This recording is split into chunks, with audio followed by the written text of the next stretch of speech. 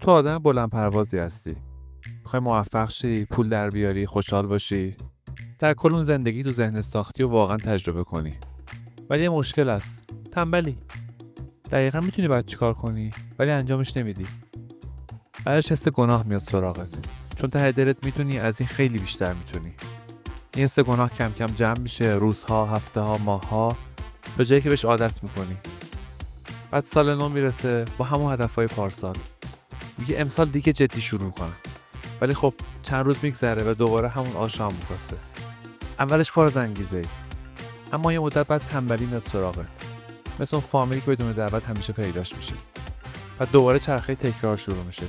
کار نکردن، احساس گناه، تسلیم شدن. حالا سوال، چطوری باید این چرخه رو بشکنی؟ بیشتر آدما میگن شبکه اجتماعی تو پاک کن، حواست پرت نشه. ولی این فقط ظاهر رو درست میکنه، نه ریشه مشکلو. مشکل اصلی چیزه. یه قانون فیزیک به اسم اینرسی. تو فیزیک اجسام ساکن دوست دارن ساکن بمونن و اجسام در حال حرکت دوست دارن حرکت کنن، مگه اینکه نیروی خارجی بهشون وارد شه. و ما آدما دقیقاً همینطوریم. شروع هر کاری یه حل کوچیک لازم داره، ولی ما اون حل رو تو ذهنمون غول میکنیم. مثلا میگی باید مقاله 500 کلمه‌ای بنویسم. مغزت میگه نه بابا بی خیال، بریم یه ویدیو ببینیم حالمون جا بیاد. راه حل چیه؟ دو تا چیز ساده. یک، قدم کوچیک بردار. نگو میخوام پروژه رو تموم کنم. بگو فقط 50 کلمه می‌نویسم. همین قدم کوچیک باعث میشه از سکون در بیای. ذهنت راه بیفته. دو، قانون 2 دقیقه. اگه حال کاری رو نداری، فقط بگو 2 دقیقه انجامش میدم.